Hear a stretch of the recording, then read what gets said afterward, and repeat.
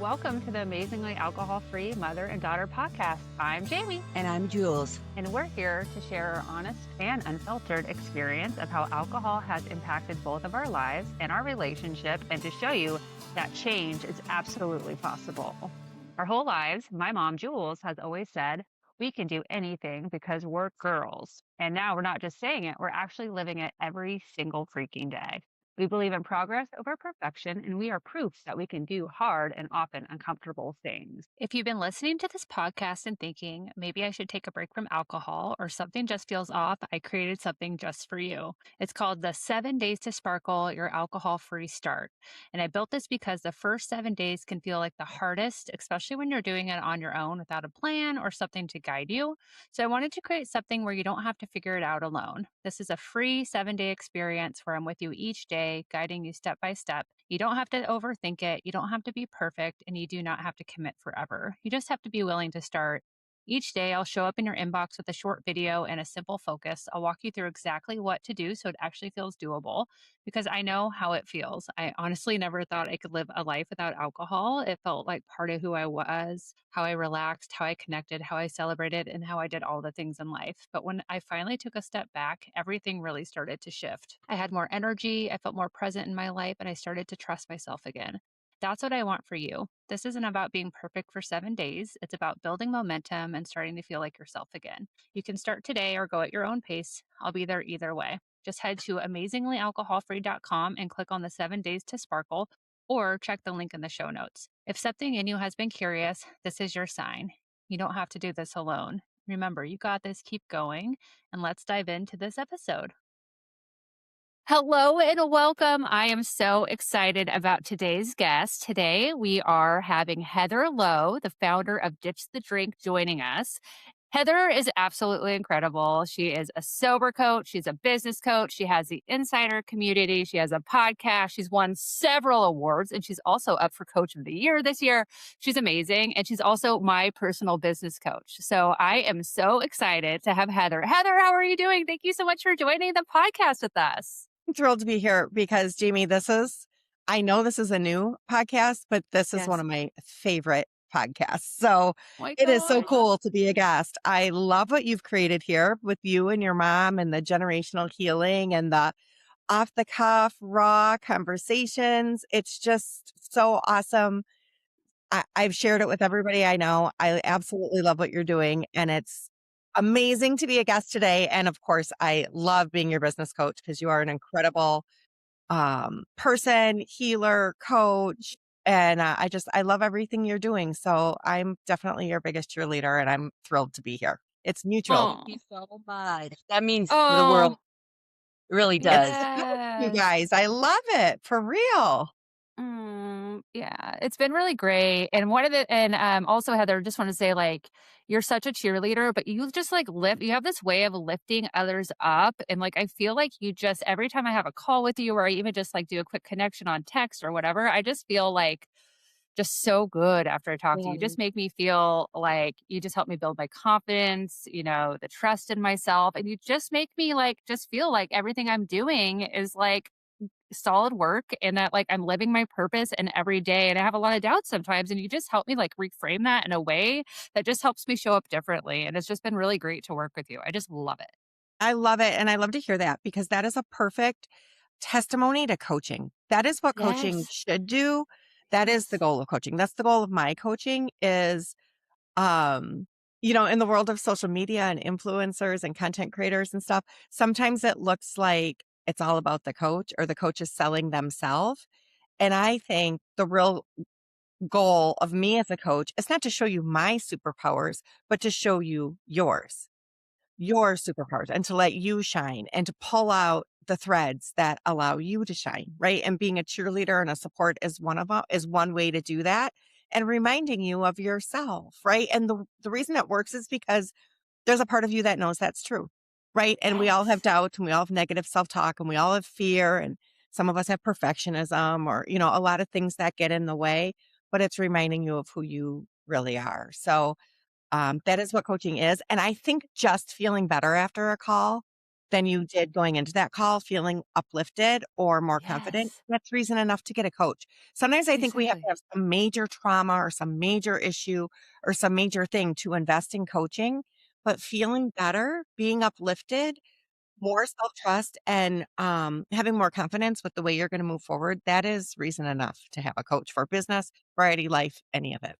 100%. And then just also somebody that's walked in your shoes before, like, and that like understands like all the in and outs of everything we're going through. Like, I've been through early sobriety. You have too. You've launched a business, like all these things. So it's so beneficial. I completely believe in the power of coaching. I've had coaches for years, even before I became a coach. And yeah. And it's just always been something, it's been nice to have like a sounding board and For somebody that sure. supports you. Yeah, and Yes. someone who's walked that trail, I love that you said that too, because especially in business, like I've already done it wrong.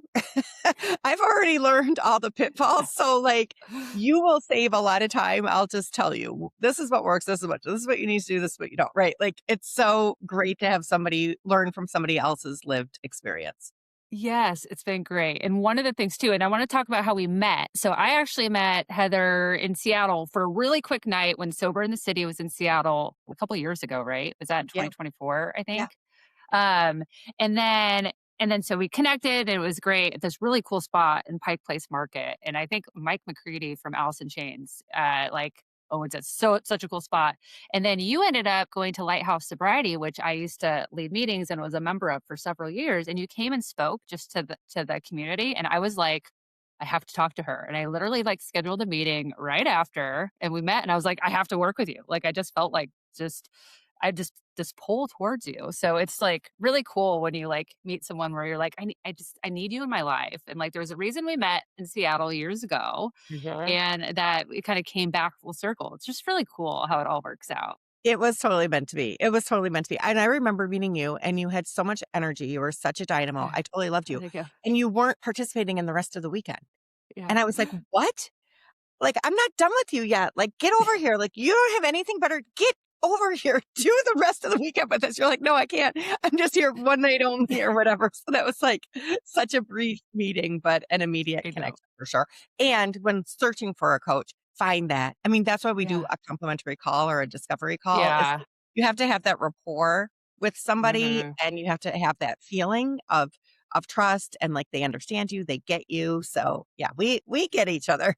Yes, exactly. And we'll talk about your story in a minute, but you used to be an ex Bush Light girl yourself because I used to Yes, be a yeah. Bush Light girl too. Jules, Yeah. did you drink the Bush Light back in the day?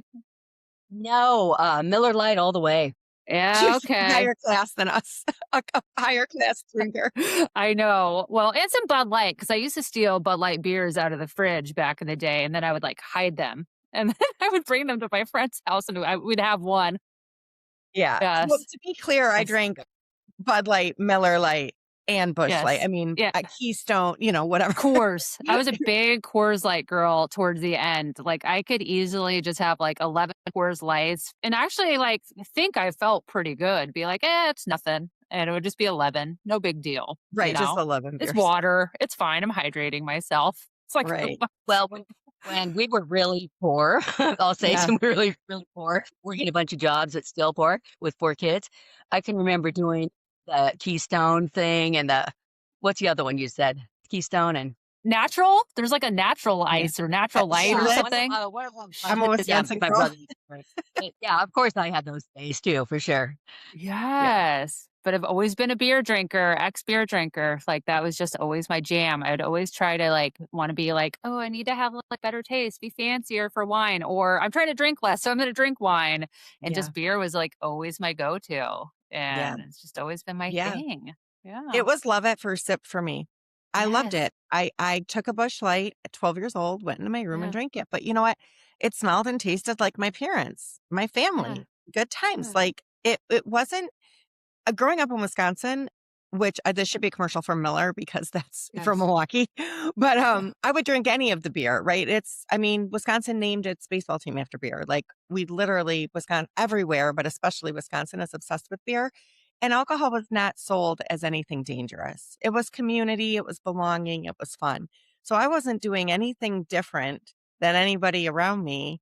And I just grew up with alcohol all around me, and everybody did, and nobody knew any different. It was just the way things were, right? Yeah.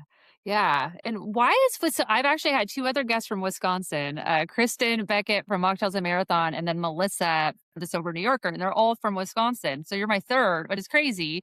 But like, why is Wisconsin such like a drinking state? I've heard that so much since I joined or just became like sober, and I just hear it in all the circles. It's just consistently ranked as the drunkest state, and, Yeah.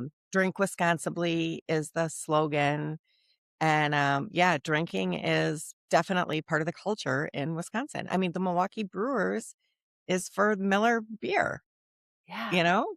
That's our I didn't mascot, so I didn't even think about that. Like I didn't even yeah. know that. That's crazy. We absolutely Yes. worship alcohol in Wisconsin, and the Yeah. all cultures and small town culture too. Sports culture, small town culture. I mean, all of it. But it's no different because alcohol grew with me. When I moved out of Wisconsin and I came to the burbs of Chicago, I had a job, it was my first professional job, and alcohol was part of happy hours and networking events and Cubs games and rooftops, and alcohol came with me for that. And when I had kids, the mommy wine culture fit right into my drinking. Yeah. So alcohol evolved with me. What started in barns and fields and bonfires in my small Yep. town turned into basements and clubs in college, turned into networking events and more expensive drinks and more expensive places as a young urban professional. And then motherhood, the wine and rosé all day and Uh, Chardonnay for bedtime and all that stuff. I fit into all of it. Alcohol evolved with me most of my life. And it didn't look that different than what everybody else was doing. I think that's why it was really confusing for me because it looked fairly normal. I didn't have a rock bottom story. I was high functioning. Inside, I was terrified, you know, but outside, everything looked seemingly okay. yeah. When did you get to the point that you started to like have that that questioning internally about like your drinking? Because you're very similar to me, by the way. Like, grew up like first beers in our early teens, drinking culture, and it was just kind of what we knew, and like no one ever said really there's anything wrong with it, right? And so, when did you start to really question your relationship with alcohol? You know, I literally knew on first sip. I knew Yeah. that I loved it. I knew Yeah. that it hit me in a way because it was euphoric. It was a letdown of my brain of this hypervigilance, hyper awareness, hypersensitivity, um, the feeling that I had to be so responsible for me and everybody else around me. And a softening of that felt so good that I loved it. And when I was 21 years old, the legal drinking age, I wrote in my diary that I was afraid I was an alcoholic. I was 21. I just turned legal drinking age, and I quit drinking 21 years later at age 42. And I've heard now that the average amount of time people spend questioning their relationship with alcohol is 11 years, which that tracks. But for me, I wrote in my diary, I was afraid I was an alcoholic at 21, and 21 years later, I quit. So internally, I always knew. I always knew I liked it. And my dad I call him a bartender who took his work home with him. This was the 70s. He was what you would call an alcoholic, right? My parents divorced by the time I was 3. I also knew alcohol ruined my life. And I was never going to be like that. I was never going to be like him. Obviously, I was an engaged parent, a loving mother. And yet here it was in my, it was in my genetics. It was in my culture. It was everywhere. And I took it. Oh, I just wanted to say that it sounds familiar, what kind of how you started drinking. But I started drinking at 14 um, at a party for the first time, and Strawberry Hill and Mad Dog wine. Oh. And yeah, a big mixture of that. Never so sick in my life. But after that, I changed the beer and, continued that through probably through high school. And then after high school, um, I just stopped drinking. I didn't drink anymore. Um, then I got pregnant with my son, and I still wasn't drinking. And then after I had him, shortly after, I started drinking beer again. And then I switched that up to wine, white Zinfandel. And because I just wasn't really getting anything, like that calming feeling from beer anymore. And I wasn't getting drunk. Just, it was just kind of maintaining nothing really. So I switched up to wine, which kicked in, right away. And so from then on, I drank off, and that was probably I started more about my, let's see, 25. From 25 on, I started drinking on a regular basis, almost every day, a little bit, but I didn't think anything about it. So that it was a problem or anything. Yeah, I and was you were young and for a feeling of relaxation, sort of the same as me. It felt like a softening. And Jamie, same as you. You were burning the candle at both ends with a big job and raising kids, and you wanted relief. I think that is one thing we probably have in common is we were drinking t- to soften ourselves, our own judgments, thoughts, expectations, and we just needed a little relief from our life and from being ourselves. 100%.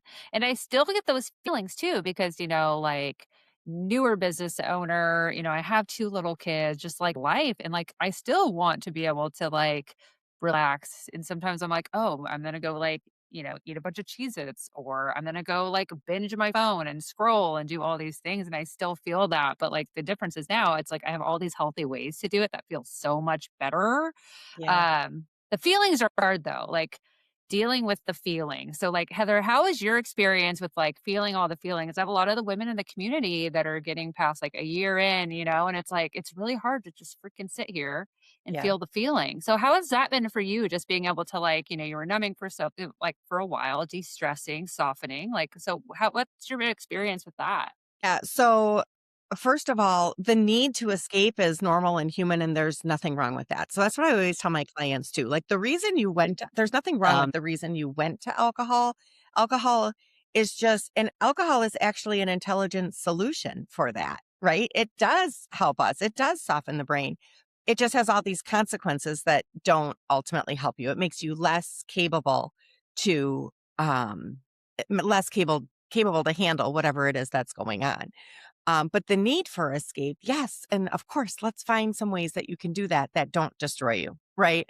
The feelings really, everything was about feelings for me. What really, my drinking really escalated is because I had 3 out of order deaths of people that I loved completely unexpectedly in 3 years. 2 were friends my age, and 1 was my dad. Everybody left without warning, and I did all 3 eulogies. And so It's I hard. did grief performance. I did a really good job with those eulogies. I held those rooms of heartbreak and I made my people proud. I shared the story of their life in a way that was beautiful and magical. And when the services were over, I told myself to get over it, to move on, get over it, like it's done. So I never let myself feel all the pain and sorrow that I had for losing those people that I love. And that's when my drinking escalated. And that's when I went to a therapist. I got on anti-anxiety meds. She told me I could keep drinking. The meds mixed with the drinking turned me into a walking blackout. And I have a handful of embarrassing moments, right? Where I normally I knew how much to drink and what the effect would be, but the meds mixing with the alcohol and my grief, this is where it started to look ugly on the outside. Um, the outside started to match how I felt about my relationship with alcohol, actually, on the inside. So it was through that I had huge feelings, but it's what I call the big thaw. I call it the big thaw because it's messy and things start to melt. And when you stop your numbing agent of alcohol or your number one coping skill of alcohol, I had alcohol for good days and bad, sunny days and snow days. Like alcohol was the answer to celebrate and alcohol was the answer to commiserate. I had no other tool but alcohol. Once I found it, 12 years old, that was all I needed. I never searched for anything else. So when I got rid of it, I wasn't numbing anymore, so I was feeling feelings, and then I didn't have my pacifier of alcohol to soothe myself of these Yeah. feelings. So, it's a very raw, vulnerable place to be. Plus, I'm trained in neuroscience. and the neuroscience of addiction. And what's actually happening is your brain chemistry is not sorted out yet, right? So there's a very wobbly period of time.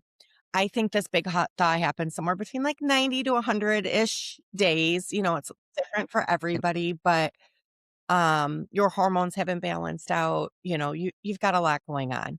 So it was during that time that I had to learn to feel feelings that had been frozen inside of me for decades. I drank for 30 years.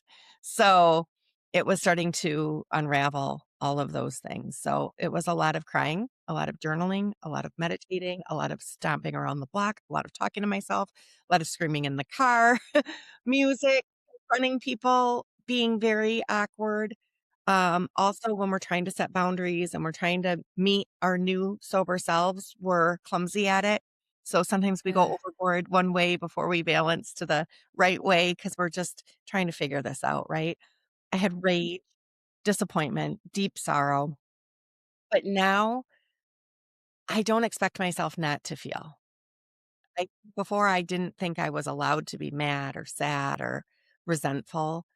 And now I do. I let myself feel. And just awareness, naming it immediately like takes down the intensity, right? Yes. And then the question isn't why, like, change the way you're feeling. How do you change the way you're feeling? The question is like, how are you feeling? Mad. How do you take care of yourself when you're mad? It's like, well, maybe it's movement, or maybe it's confrontation. Maybe it's, you figure out what you Yeah. need. So now I have a lot of tools. I have a whole toolbox. Yes. And it's not that I don't feel those things. It's that I know how to take care of myself no matter what. And I've had so many deaths of loved ones in sobriety. And I've also done so many eulogies in sobriety. And some of them I cried through. The performance wasn't as great, right? But I let Yeah. myself. I let myself because who would I Yeah. be if I didn't feel those things about love, Right? right? Like it would be Yeah. human. So that grief is proof of love. So I let myself feel the feels and I know I can take care of myself through them.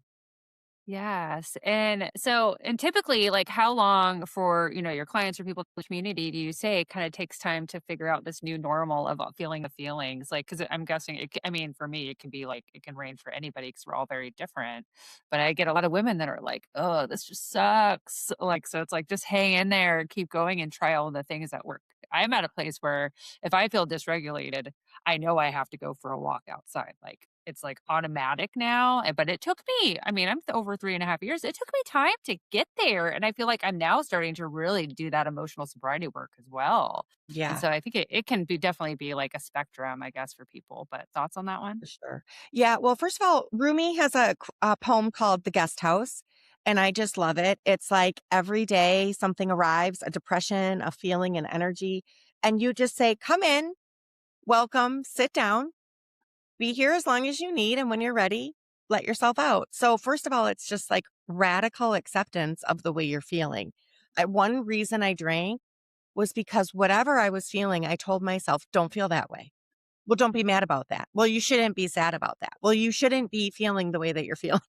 And so I drank at it all the time. But what I realized is feelings aren't right or wrong, they're neutral. And you're feeling you're feeling that, that's the right way to feel. Like there's no arguing with that. Like because you're feeling mad, you're feeling mad. You don't negotiate that feeling. It's like, I'm mad and you get to be mad about that. Right. So, but I told myself, well, don't be mad. Well, it's all your fault. You can't be mad or whatever, but you get to feel. So first of all, Yes. allowing yourself to feel, radical acceptance of what you're actually feeling.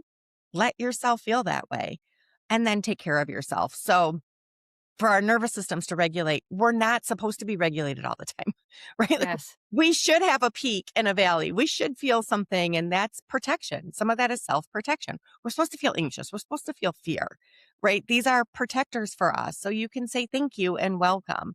And when you're feeling really dysregulated, and I was last night, by the way, 8 years alcohol free and feeling like so itchy in my own skin, so mad, upset, confused, unsure, intense, this intensity. Where did this come from? Right.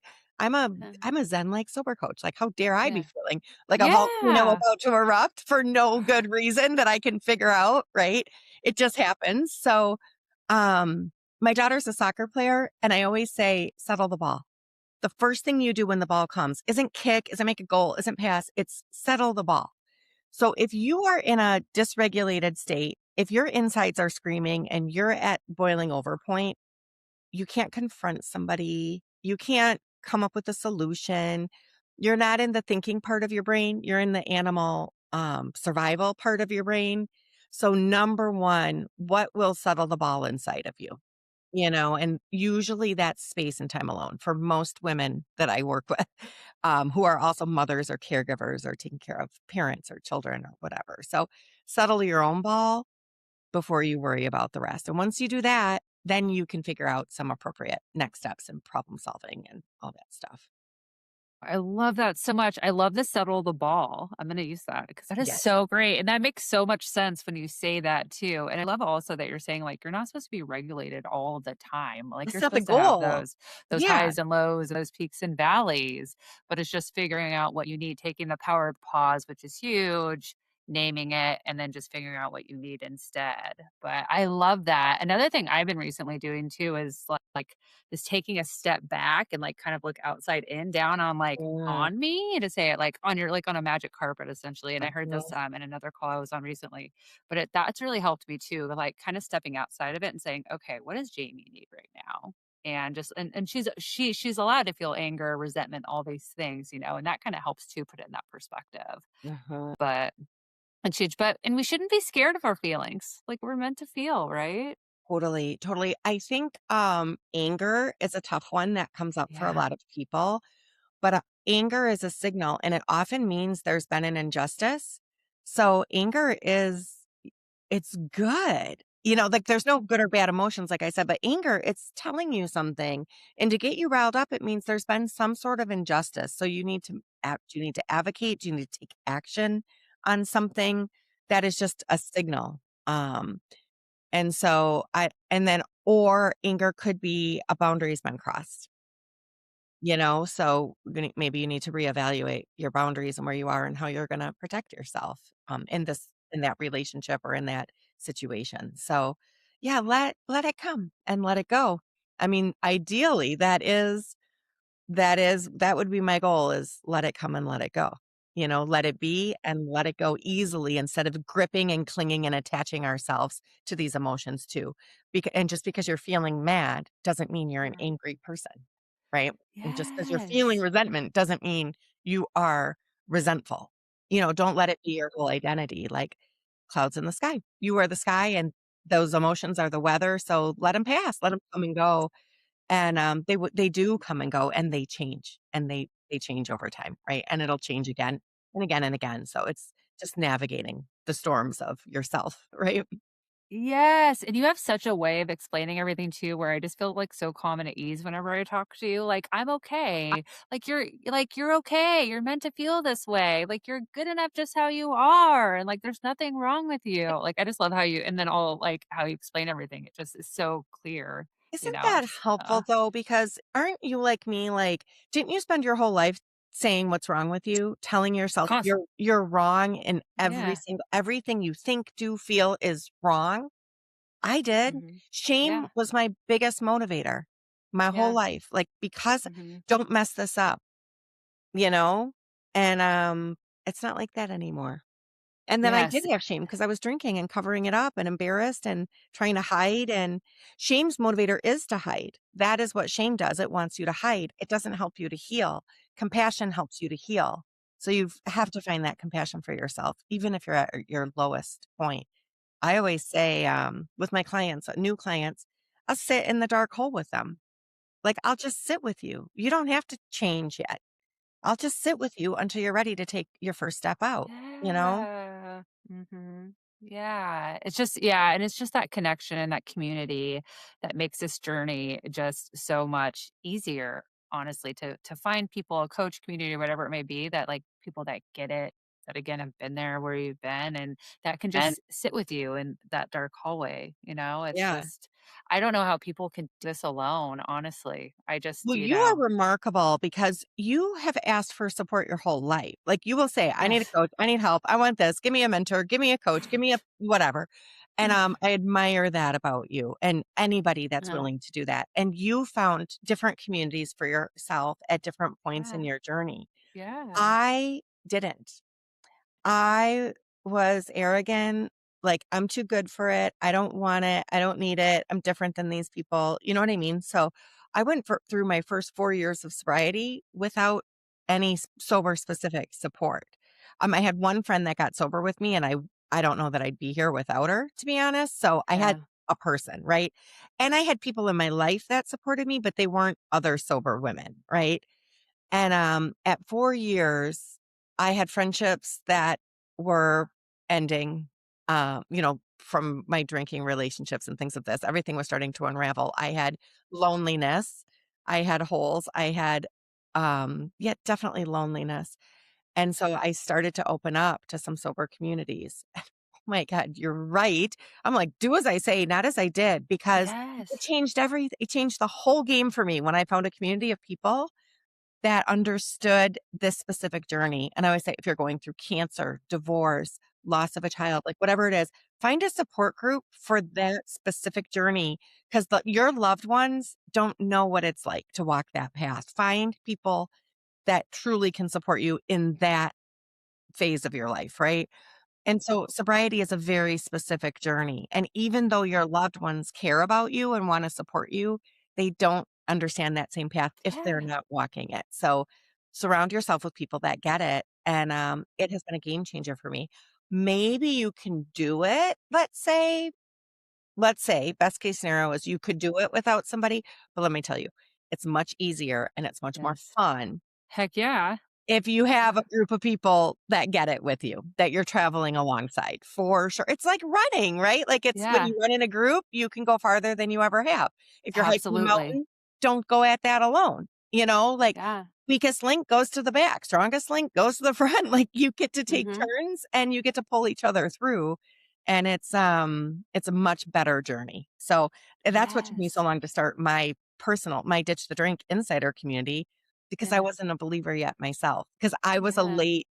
I wasn't a joiner, right? I wasn't like a Yeah. joiner. I had a lot of skepticism and a lot of arrogance that somehow I was better, different, or um, Same. not like those Yeah. people or something. Yeah. No, Yeah. totally. And then I think like if I didn't have that community, well, luckily I found Sober Instagram and Suzanne, who I know from Sober Mom Life, who I know that you're close with. But that's when I finally was like, oh, I'm not the only person that's struggling with their drinking. And then that was my first time. I was like, wait, I'm not alone. Because like when you're alone, like I am in my head a lot. Like, you know me, I'm in my head constantly. And just being able to like talk out loud to people that get it, with zero judgment and just like helping you just go through this together. It just reduces all of that like shame, guilt, what's wrong with me. Because if I didn't have that, I would just be like kind of spiraling internally and being like, okay, there's something clearly wrong with me. If I'm like struggling with drinking, especially the first 30, 60 days were really hard for me. Like if I didn't have at least Sober Instagram or somebody to help me, I don't think I would have continued because it's just It like, is there's hard. so much power in it. There's so much power. And that's why I've always had coaches and stuff. Cause like I love to have a soundboard and to talk to people about stuff, you know? Yeah. You are so Um, smart to do that. yeah. Welcome back, Jules. Sorry, I'm having some technical difficulties here. Either It's okay. it's sounding really echoey or it just bumped me off. I lost my internet for a second there, so sorry about that. Well, when in Mexico, Heather, we're professional here. You never know what's going to happen on the podcast. That is true.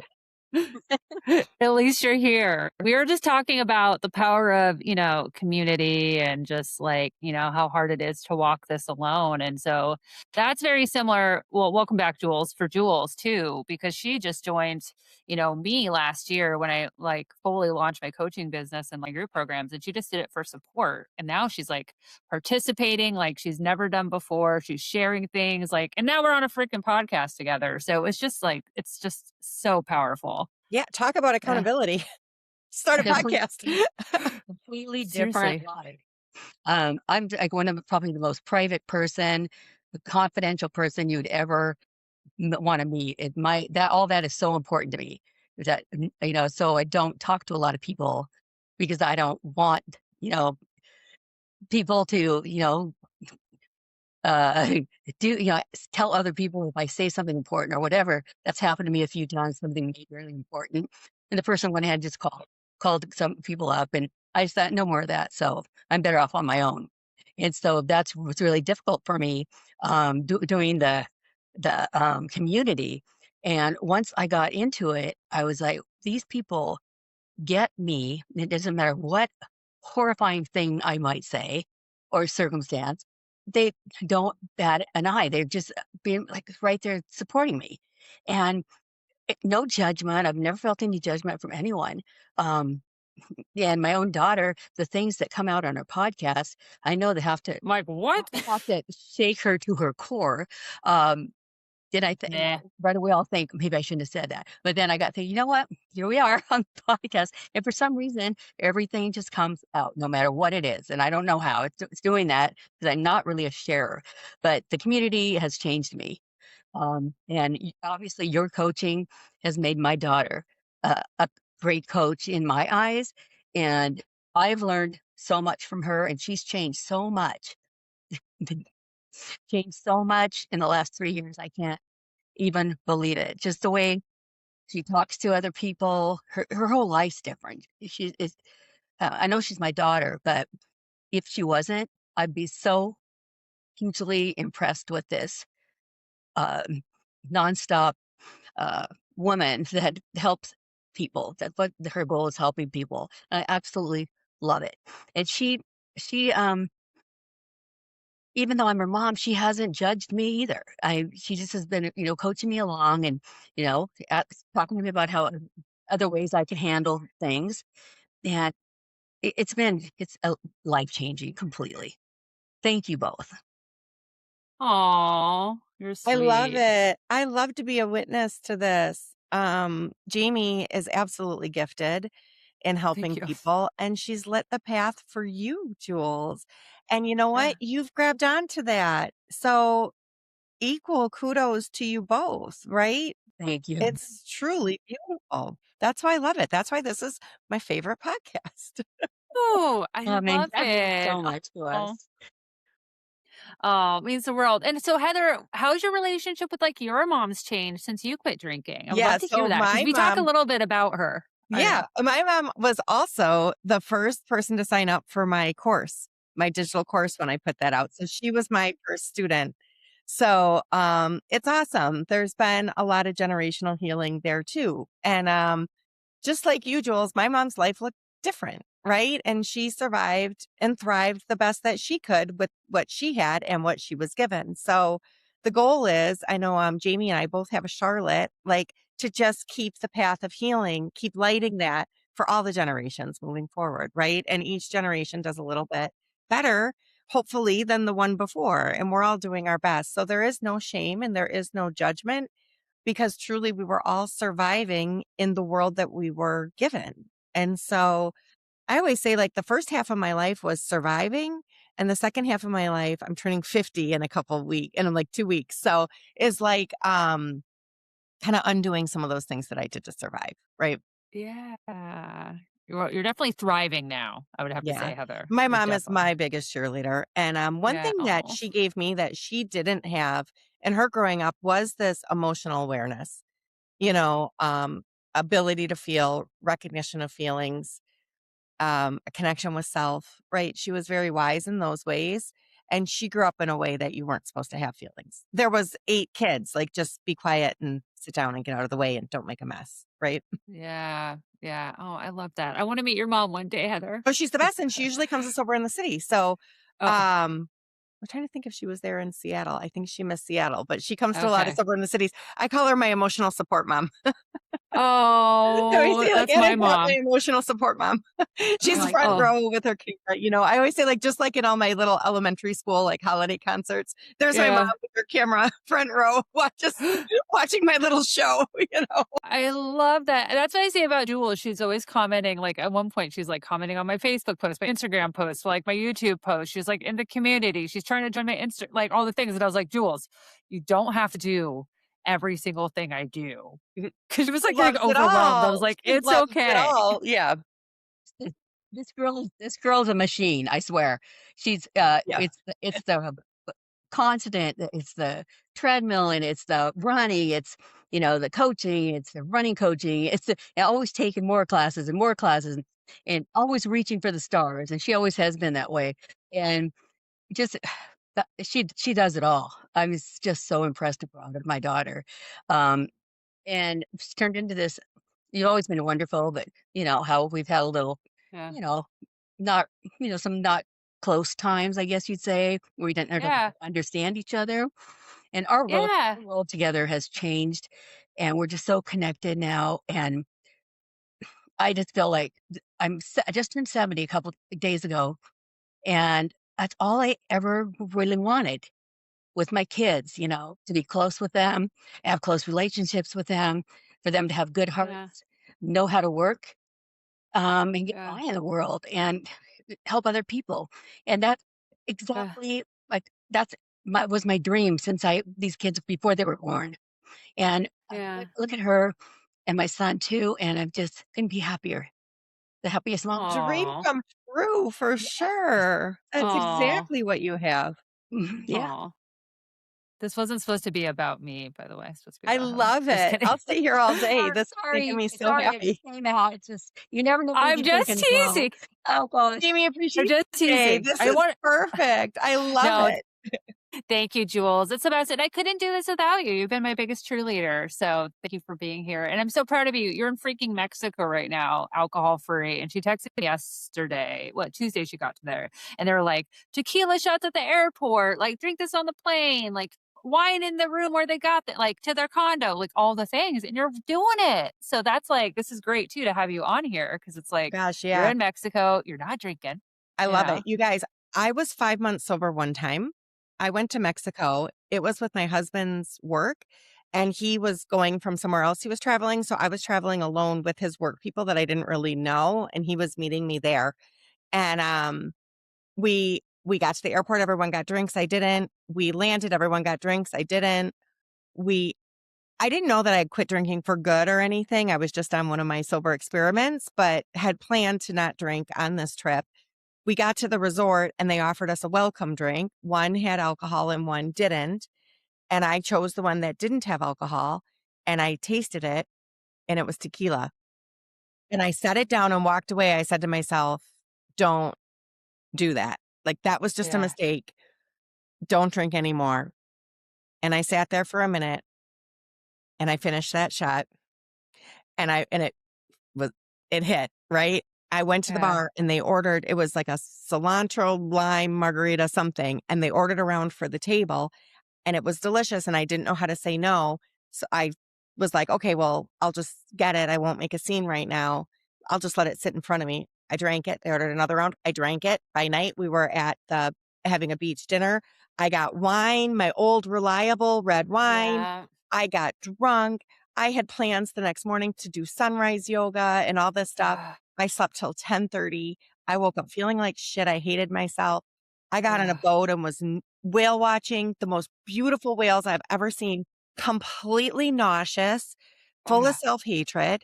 I drank that whole time, and I said to myself, well, I won't bring it home. Like, this is just a one-off thing. I'm out of the country, no kids. yeah. I'm just going to let myself have this break, and then I'll get back on my no drinking plan when I got home. Well, obviously, I could drink on the weekends when I got home, just not during the week. But Yeah. then obviously the weekend starts Thursday, not Friday or Saturday, right? Well, how about if you're doing something on Tuesday? So it didn't take long till I was right back in my old, familiar, horrible drinking cycle. Yes. And the thing that happened is I will never wish I could have a drink on a beach vacation. And in fact, I've Yeah. ordered Diet Coke and I've gotten rum and Coke. And I've Yeah. had a sip like, ooh, no one would know. Who's going to Yeah. know, right? And I'm like, I would. I would. And I don't want Exactly. this. So I'm not having it. I don't want to be in this headspace. I don't want alcohol. But kudos to you, Jules, because there is a lot of temptation there, and for staying strong to yourself when you're seeing it all around. Because me, who's now become a award-winning sober coach, I had a Yes. big ass slip in Mexico. And it kept me Yes. back for months, Well, I have to admit, when they Yes. were passing around the margarita shots, and we were hot, we're walking on the from the plane, all of a sudden I thought, that sounds so good right now. And then I thought, Yeah. forget about it. It's probably bad tequila anyway. So Play the tape For forward. sure. And Yes. club soda with lime is so darn refreshing. Yes. for a minute, I Yes. thought, oh yeah, that would taste so good right now. Then I was like, Yeah. but I have to admit that did get to me for a second. So yeah, Yeah. lots of booze around here. So Yeah. Oh, and well, also, your story, Heather. Oh, sorry. Go ahead. Yeah. I was gonna say your story, Heather, reminded me. We went to Barbados, and it was actually we were traveling for a wedding. We were going to Barbados. This was before kids, and I was flying directly to New York with Luke, my husband, to do the New York City Marathon, and we ended up just like drinking the entire time. But we went on a boat trip, beautiful boat, right? Everybody was swimming with turtles. I was so hungover. I was like throwing up the entire time. I was so seasick. It was a nightmare, a Yeah. nightmare. And then honestly, like the marathon sucked because I like traveled Oh, back, felt like shit the entire time. Like it was like my longest time ever. And it should have been like this incredible experience. This was in 2015. But when you talked about the boat, I was like, it was awful. Like it yeah. was We so should not do worth like it. the anti-alcohol commercial where they show drinking on Yes. a boat and drinking on vacation like it's so fun and fabulous. It's like the And like truth whatever. is you're nauseous. The truth is you suck at your marathon. The truth is I'm Yes. laying in bed hating myself instead of doing Yes. sunrise yoga. Like Yeah. honestly, I know this is a tagline, but it has been absolutely true for me. So sobriety literally delivered on everything alcohol promised. Alcohol Oh, promised me fun. It's fun to be sober and confident in your own life and present in the situation that you're in, right? Alcohol promised me relaxation.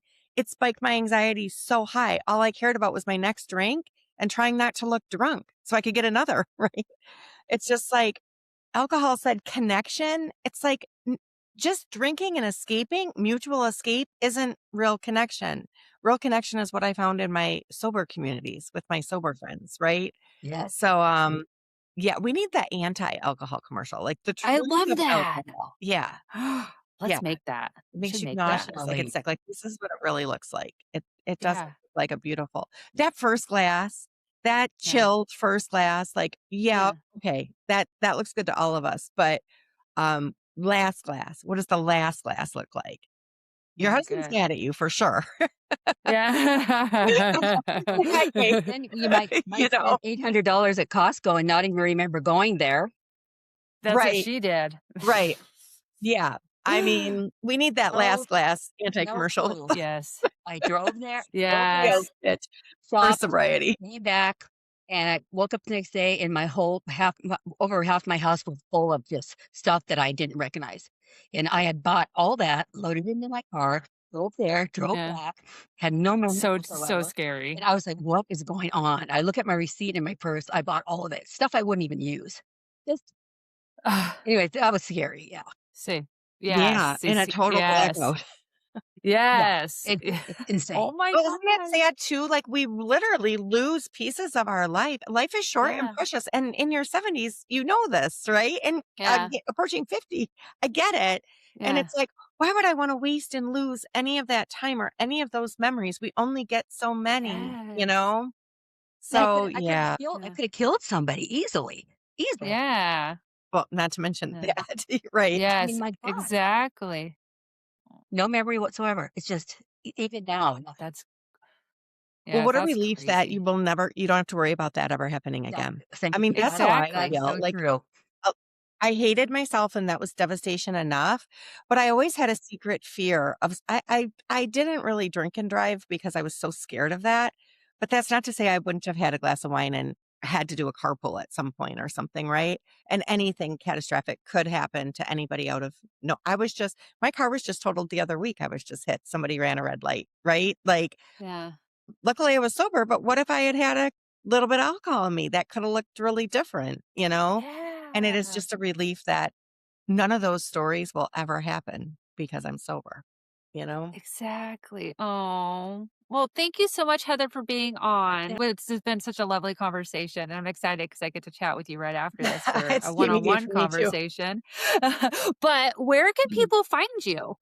I would say go to ditchthedrink.com. I have a private podcast there. I have a newsletter. I write a newsletter every week. So Part good. diary, part resource. I've been doing that since the beginning. So it's the OG for me. I've got tons of sober guides too, like a sober guide, a life coach guide, or even how to ask for drinks at a restaurant, things like that, how to get an alcohol-free drink at an establishment. So a blog that's 7 years old, tons of resources. You can search by vacation or anxiety or whatever your topic is and find resources that work for you. I'm also Ditch the Drink on social media, Instagram, Facebook, LinkedIn. You're not going to find me on TikTok or Snapchat or anything like that, but Me too. yeah, reach out, say hi. I'll love to chat with anybody, any of your listeners. Friend of yours is a friend of mine, no doubt, Jamie. So Yes. thank you for having me. Thank you for doing this. Thank you both for sharing your story out loud. It makes a difference. It's made a difference to me and it's changed my life. So I appreciate you. Thank you so much. Aw. It means the world to me. Thank you. And Jamie, I know. Yes. Thank you. Yes. Have a great day. Oh, yes. Thank you, Heather. And I will put all your information in the show notes so all of our listeners can find you. And so thank you, everybody, for being here today. Just remember, you got this. Keep going and have an amazingly alcohol-free week.